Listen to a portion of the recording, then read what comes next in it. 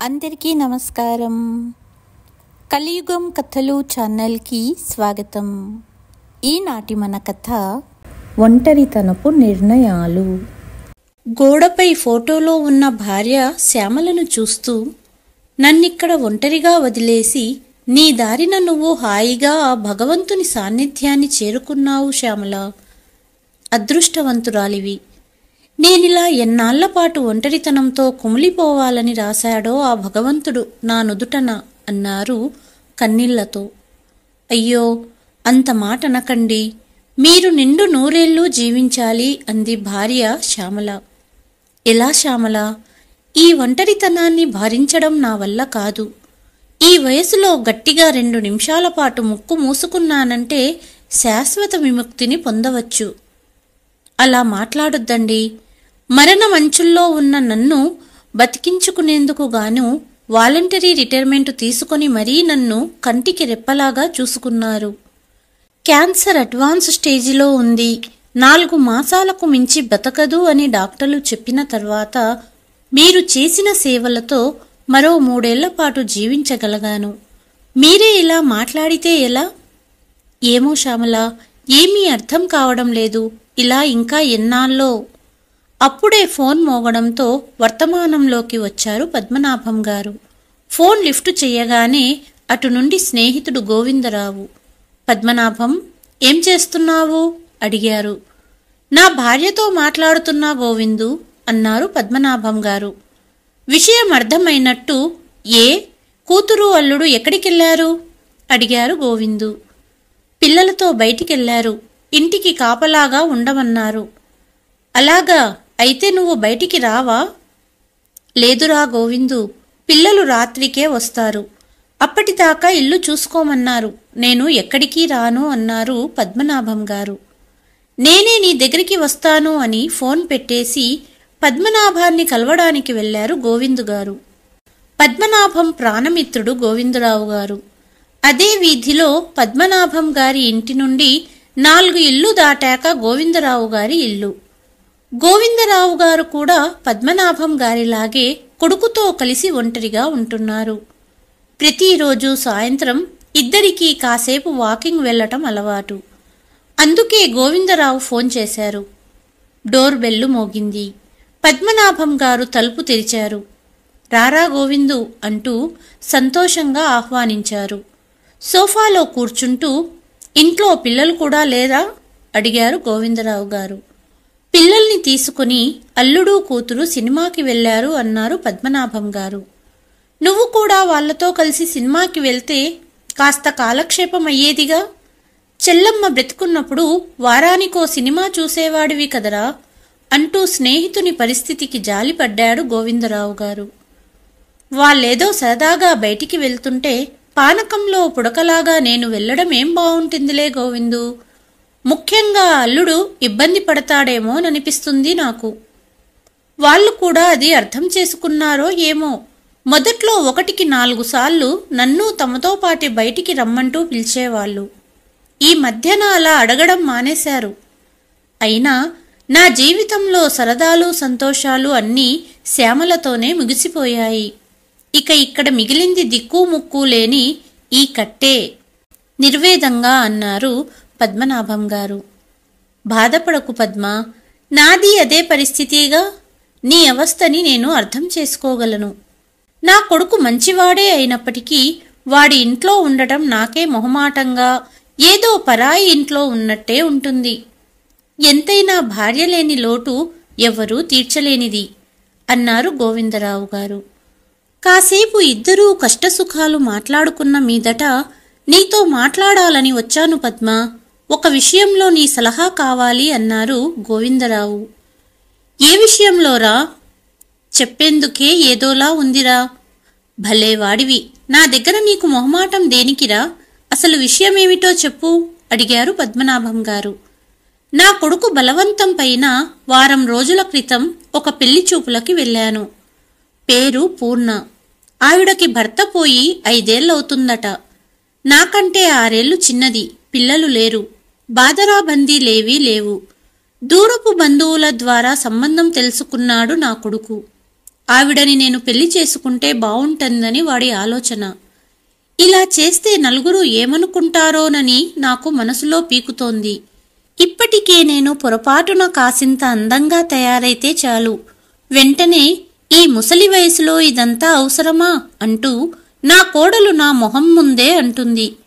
నా కొడుకు స్వతహాగా మంచివాడే, భార్య మోజులో పడి నన్ను వదిలించుకునేందుకే ఇలా ఆలోచించాడా అన్న సందేహం కలుగుతోంది. కాని నా కన్న కొడుకు గురించి అలా తప్పుగా ఆలోచించేందుకు నా మనసే నాకు ఎదురు తిరుగుతోంది. నాకేం పాలుపోవడం లేదు పద్మ.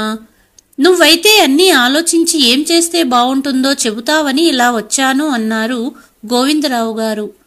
స్నేహితుని భుజం మీద చెయ్యి వేసి ఆప్యాయంగా తట్టారు పద్మనాభం గారు.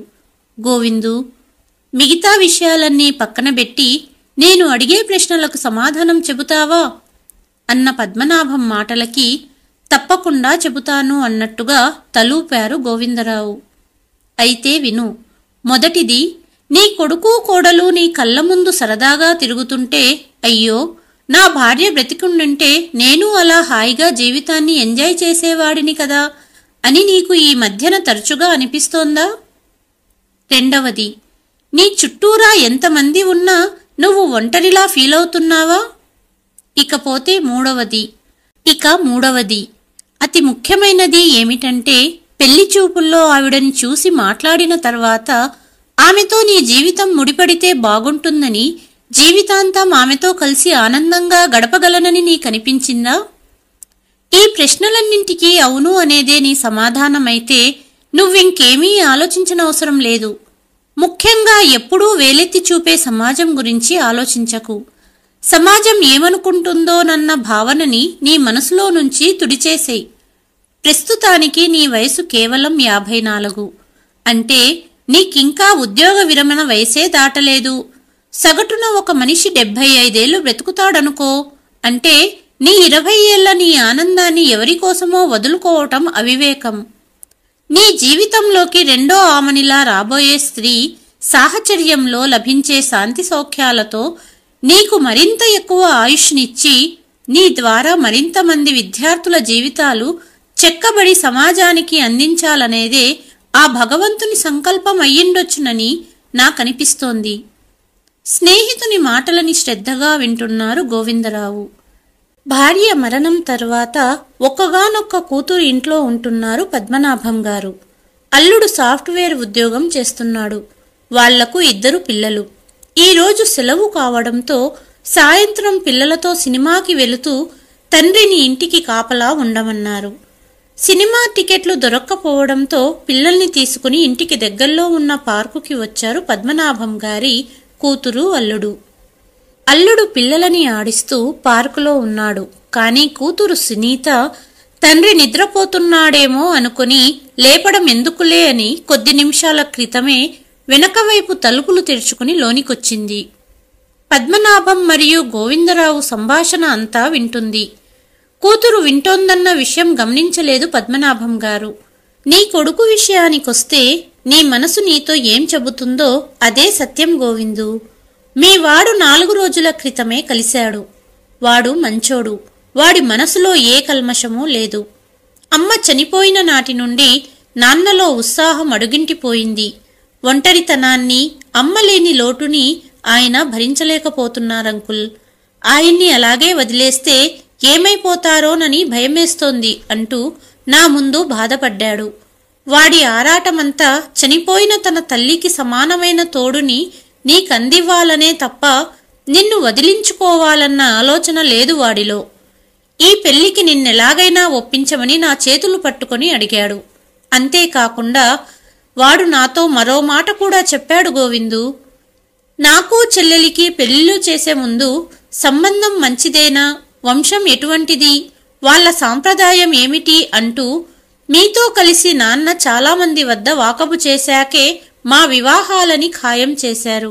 అలాగే ఇప్పుడు నాన్న కోసం నేను తెచ్చిన సంబంధం గురించి కూడా పెద్దవారిగా, మా శ్రేయోభిలాషిగా మీరే ఆ బాధ్యత తీసుకోవాలి అన్నాడు. ముఖ్యంగా ఆవిడ స్వభావం, మా అమ్మ మనస్తత్వానికి దగ్గరగా ఉంటుందా లేదా అనేది తెలుసుకోగలిగితే బావుంటుంది అంటూ నా చేతులు పట్టుకొని అడిగిన నీ కొడుకును చూస్తే నాకెంత ముచ్చటేసిందో తెలుసా గోవిందు. వాడిని చూసి నేను నిజంగా చాలా గర్వపడుతున్నానురా. తల్లి తండ్రిని గురించి అంతలా ఆలోచించే పిల్లలు ఈ కాలంలో చాలా తక్కువయ్యారు. ఎంతసేపు తాము సంపాదించిన ధనంతో తల్లి తండ్రులకి అన్ని సదుపాయాలు కలిగించాలని ఆరాటపడే వాళ్లను, లేదా భారమయ్యారని ఇంటి నుండి వెళ్ళగొట్టే వాళ్లనే చూశాను తప్ప, ఇలా పెద్దవాళ్లకి వాళ్ల అడుగులో అడిగేసి నీడలా అన్ని విధాలా అండగా మనసుకి దగ్గరగా ఉండే తోడు ఆ వయసులో చాలా ముఖ్యమని అర్థం చేసుకుని ఆ దిశగా ప్రయత్నం చేసే సంతానాన్ని నేనైతే చూడలేదు. అటువంటి కొడుకుని కన్న నీ జన్మ నిజంగా ధన్యం. స్నేహితుడు చెబుతున్నది వింటున్న గోవిందరావుకి పుత్రోత్సాహము పుత్రుడు జయించినప్పుడు కాదు అన్న సుమతీ శతక పద్యం గుర్తుకొచ్చి ఆనందంతో కళ్ళల్లో నీళ్లు తిరిగాయి. నీ మాటలు వింటుంటే చెప్పలేనంత ఆనందంగా ఉందిరా. నా సందేహాలన్నీ తీరిపోయాయి. ఇప్పుడు నీ విషయానికొద్దామా అన్న గోవిందరావు మాటలకి ఎదురుగా ఉన్న పద్మనాభం, పక్క గదిలోని సునీత ఇద్దరూ ఉలిక్కిపడ్డారు. కంగారు పడకురా, నేనిక్కడికి వచ్చే ముందు ఒక విషయాన్ని మా అమ్మాయి భార్గవి నాతో చెప్పింది. నీకు చెప్పమంది. అసలు విషయం ఏమిటో తెలియక అయోమయంగా స్నేహితుని వైపు చూశాడు పద్మనాభం. మరేం లేదురా, నీకు తెలుసుగా, మనతో కలిసి చదువుకున్న కామాక్షి 4 ఏళ్ల క్రితం భర్త పోయాక ఈ ఊళ్ళోనే మా అమ్మాయి ఇంటి దగ్గరలో ఉన్న కొడుకు ఇంటికి చేరింది. గుళ్ళోనో మార్కెట్లోనో కలిసినప్పుడల్లా తన కష్టాలన్నీ భార్గవితో పంచుకుంటుంది. సొంతంగా తన కాళ్ల మీద తను నిలబడాలని ఏదన్నా ఉద్యోగం చూడమనిందట. నీకు గుర్తుందా? మనం చదువుకునే వయసు నుండి కామాక్షి నీకు మంచి స్నేహితురాలు. నువ్వంటే ఇష్టం కూడా. కాకపోతే మీ మావయ్య కూతురు శ్యామలకు నీకు చిన్నప్పుడే సంబంధం ఖాయమయ్యిందని, శ్యామల అంటే నీకు పంచప్రాణాలని తెలుసు కాబట్టి తన ప్రేమని నీ ముందు ఎన్నడూ వ్యక్తం చెయ్యలేదు. మొన్న భార్గవితో కలిసి మా ఇంటికి వచ్చింది కామాక్షి. తన మాటలని బట్టి తన మనసులో నీ స్థానం ఇప్పటికీ చెక్కు చెదరలేదనిపించింది. నువ్వు కనుక పెద్ద మనసుతో కామాక్షిని వివాహం చేసుకుంటే నీకు ఒక తోడు దొరుకుతుంది. కామాక్షికి కూడా కష్టాల నుండి తప్పించి కొత్త జీవితాన్ని ప్రసాదించిన వాడివి అవుతావు. శ్యామల నిన్ను ఒంటరి చేసి వెళ్ళింది. నువ్వు తనను మరవలేవు, కాదనను. కాని తను ఎప్పుడూ కోరుకున్నది ఏంటి? నువ్వు సంతోషంగా ఉండటమే కదా. అలాంటప్పుడు ఒంటరితనంలో వేరే తోడు కోరుకోవడం తప్పు కాదురా పద్మ అన్నారు గోవిందరావు. కామాక్షి గురించి నీకు తెలుసు కదా, చాలా మంచిదిరా. కొడుకు ఇంటికి చేరాక కోడలు రాచి రంపాన పెడుతోందట. భార్గవితో చెప్పుకొని బాధపడిందట. భార్గవి నాతో చెబుతుంటే నాకు చాలా బాధేసిందిరా అన్న స్నేహితుని మాటలకి పద్మనాభం కూడా ఆలోచించారు. నిజమే గోవిందు, చదువుకునే రోజుల్లో కామాక్షి చాలా మెతక మనిషి. ఈ వయసులో తనకి రావాల్సిన కష్టం కాదిది. కాని నేను తనను పెళ్లి చేసుకోవడమేమిటిరా? ఒంటరిగా ఉన్న మీ ఇద్దరికీ కొడుకు కోడలితో ఇబ్బందులున్నాయేమో గాని నాకు అలాంటివేమీ లేవుగా. నా కూతురు అల్లుడు నన్ను బాగానే చూసుకుంటుండగా నేను మరో పెళ్లికి సిద్ధపడటం ఏం బావుంటుంది చెప్పు? అల్లుడు నా గురించి ఏమనుకుంటాడు చెప్పు? స్నేహితుని మాటలతో ఏకీభవించలేదు గోవిందరావు. నీ కూతురు అల్లుడు నిన్ను బాగానే చూసుకుంటున్నారు, కాదనను. అంత మాత్రం చేత నీకు భార్య లేని లోటు తీరిపోతుందా? అయినా ఇందాక నేను ఫోన్ చేసిన సమయానికి నువ్వేం చేస్తున్నావో ఒక్కసారి గుర్తు చేసుకో. చనిపోయిన నీ భార్యని ఎదురుగా ఉన్నట్టుగా ఊహించుకుంటూ ఆమె ఫోటోతో మాట్లాడుతూ కూర్చున్నావంటే ఏమిటి దానర్థం? ఒంటరితనంతో బాధపడుతున్నావనేగా.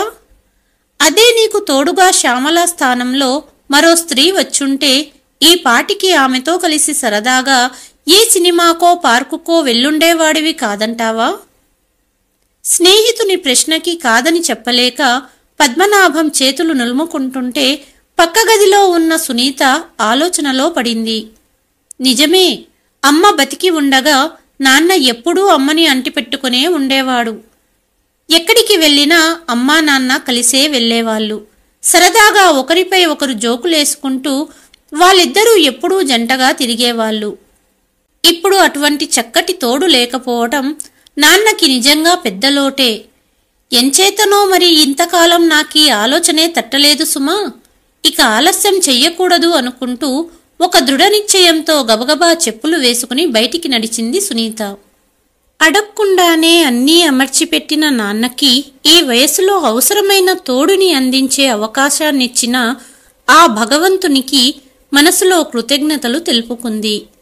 తనలో ఈ వేళ ఈ తలంపుని కలగజేసిన గోవిందరావుకి ధన్యవాదాలు తెలుపుకుంటూ భార్గవి ఇంటికి బయలుదేరింది. భార్గవి, సునీత ఇద్దరూ మంచి స్నేహితులు. భార్గవి ఇంటికి వెళ్లి కలిసిన సునీత ఇంట్లో పద్మనాభం, గోవిందరావు మాట్లాడుకున్న మాటలను చెప్పి మరుసటి రోజు కామాక్షిని కలవడానికి దగ్గర్లోని గుడికి రమ్మని భార్గవితో ఫోన్ చేసి చెప్పించింది. అనుకున్న విధంగా మరుసటి ఉదయం భార్గవి, సునీత గుడికి వెళ్లి కామాక్షి కోసం వేచి చూస్తున్నారు. కాసేపటికి కామాక్షి గుడికి చేరుకుంది. నేను పద్మనాభం గారి అమ్మాయినంటూ పరిచయం చేసుకుంది సునీత. నాన్నగారు కూడా ఒంటరితనంతో బాధపడుతున్నారు. మీరు కూడా అంటూ ఆపేసింది సునీత. నువ్వు చెప్పదలుచుకున్నది నాకు అర్థమయ్యింది. నిజమే, ఒక సమయంలో పద్మనాభం గారంటే నాకు అభిమానంగా ఉండేది. కానీ పెళ్ళిళ్ళయ్యాక ఇద్దరం ఎవరి జీవితాలలో వారు బిజీ అయిపోయాము. ఇప్పుడు పద్మనాభం గారు భార్య మరణించి ఒంటరిగా ఉన్నారని తెలుసు. కానీ అంటూ కామాక్షి ఆగిపోయింది. నాన్నగారు ఒప్పుకుంటే మీరు పెళ్లికి రెడీనా? అడిగింది సునీత. ఈ వయసులో పెళ్లి చేసుకుంటే సమాజం వేలెత్తి చూపుతుంది అన్నది కామాక్షి. ఒంటరితనంతో బాధపడుతున్నది మీరు. సమాజానికి భయపడవలసిన అవసరం లేదు. నాన్నగారు ఎప్పుడూ సమాజానికి భయపడరు. కలిసి ఉండేది మీరిద్దరే కాబట్టి బయటి వాళ్ల మాటలు పట్టించుకోకండి అన్నది సునీత. మౌనంగా ఇష్టాన్ని తెలిపినట్టు వెళ్ళిపోయింది కామాక్షి. ఇంటికి వెళ్లిన సునీత తండ్రి గదికి వెళ్లి, నాన్నా, నిన్న గోవిందరావు అంకుల్ మీతో చెప్పిన మాటలన్నీ విన్నాను అంటూ కామాక్షి గురించి తండ్రితో మాట్లాడింది సునీత. నేను ఒకసారి కామాక్షితో మాట్లాడాలి అన్నారు పద్మనాభం గారు. ఇద్దరినీ గుడిలో మాట్లాడడానికి అనుకూలంగా ఉంటుందని ఏర్పాటు చేసింది సునీత. మరుసటి ఉదయం పద్మనాభం మరియు సునీత గుడికి చేరుకొని భార్గవి మరియు కామాక్షి గురించి ఎదురు చూస్తున్నారు. కాసేపటికి భార్గవి కామాక్షిని తీసుకొచ్చింది. శ్యామల నా మనసులో ఎప్పటికీ ఉంటుంది. అవసరాలు తీర్చుకోవడానికే నిన్ను పెళ్లి చేసుకుని నీకు ద్రోహం చెయ్యలేను కామాక్షి. కాని నేను బ్రతికున్నంత కాలము నీకు ఏ సమస్య వచ్చినా ఆదుకుంటాను అంటూ తెలిసిన ఒక ప్రైవేట్ స్కూల్లో టీచర్గా ఉద్యోగం చేస్తావా అడిగారు. నాకు తెలుసు పద్మనాభం, నువ్వు ఎప్పటికీ శ్యామలను మర్చిపోవని. జీవితంలో మళ్ళీ నిన్ను కలుస్తాననుకోలేదు. బ్రతికి ఉన్నంతకాలం సుఖదుఖాలను పంచుకునే తోడు దొరికినందుకు చాలా సంతోషం. తప్పకుండా ఉద్యోగం చేస్తాను అంటూ వివరాలు అడిగి కామాక్షి వెళ్ళిపోయింది. అదే గుడిలో దగ్గరి బంధువుల సమక్షంలో 2 నెలల్లో గోవిందరావు మరియు పూర్ణ పెళ్లి చేశారు. కానీ పద్మనాభం గారు మరియు కామాక్షి అతిథులుగా హాజరయ్యారు. ఈ కథపై మీ అభిప్రాయాన్ని కామెంట్ రూపంలో తెలియచేయండి. కథ కనుక నచ్చినట్లయితే please like, share and subscribe to కలియుగం కథలు. మరి ఒక కథతో మళ్ళీ మీ ముందుకు వస్తాను. అంతవరకు సెలవు.